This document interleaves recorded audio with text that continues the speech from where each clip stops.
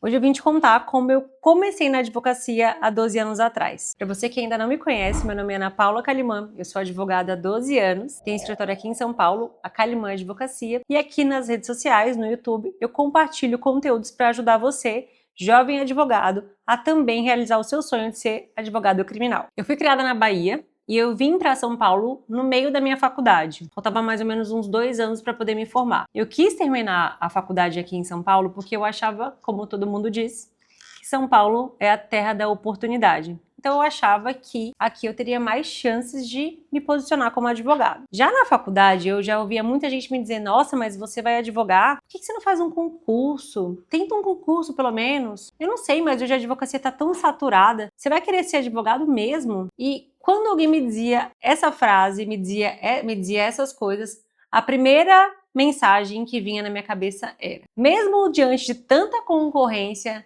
não tem aquela pessoa que conseguiu? Mesmo de tantos candidatos, né, de tantas pessoas querendo o mesmo sonho que eu, que era ser advogado criminalista, não tem aquele que conseguiu? Sempre tem aquele que conseguiu, né? E eu pensava, se tem aquele que conseguiu, com certeza eu vou estar no meio desses que conseguiram. E foi assim, com essa mentalidade, assim, né, de muita fé, que eu consegui iniciar na minha advocacia. Diante dessa certeza, eu comecei a montar um plano de como eu faria para poder ter o meu primeiro cliente. Logo na faculdade, eu me interessei muito pela lei de execução penal, sobre como a pessoa cumpre a pena, né? A lei de execução penal, ela vem como um manual de como o preso, durante a sua condenação, deve se comportar, quais são os benefícios. E eu via que aquela era uma oportunidade. Por quê? Porque perto da minha casa, aqui em São Paulo tem um monte de presídio, CDP. Você está aqui do lado do escritório, por exemplo, e do lado já tem um CDP, já tem um presídio, algo assim. E perto da onde eu morava, tinha um centro de detenção provisória. E eu pensei, olha, ali vai estar o meu primeiro cliente. Na verdade, gente, eu tenho que contar um segredo para vocês. Antes mesmo de me formar, eu já fazia ali a prospecção dos meus primeiros clientes. Porque eu comecei a me relacionar com tanto as pessoas que trabalhavam ali em volta, porque sempre do lado dos presídios tem a tia que vende o pastel, tem a lanchonete, tem alguma lojinha ali que vende produtos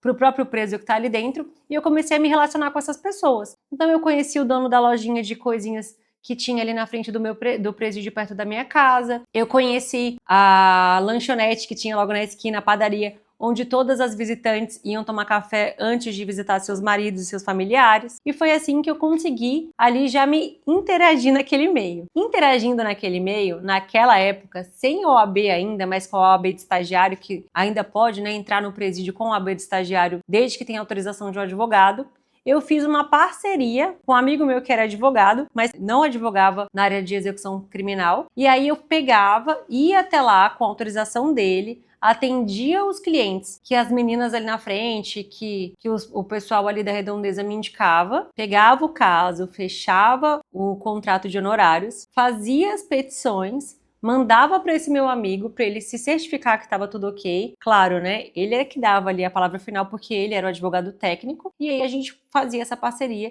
e foi assim que eu comecei com os meus primeiros clientes criminais. A partir dessa primeira parte que eu fui fazendo a execução, quando eu estava ali atendendo um cliente dentro do presídio ou mesmo o familiar dele ali fora, eu sempre pedia para ele me indicar. Olha, você gostou do meu trabalho? Por favor, me indica. Gente, eu não tenho vergonha de pedir. Quem tem boca vai a Roma, e se você tem vergonha, não vai alcançar o sucesso. Não dá para ter vergonha nessa área. Então foi assim, sem vergonha mesmo. Pode falar sem vergonha? Pode.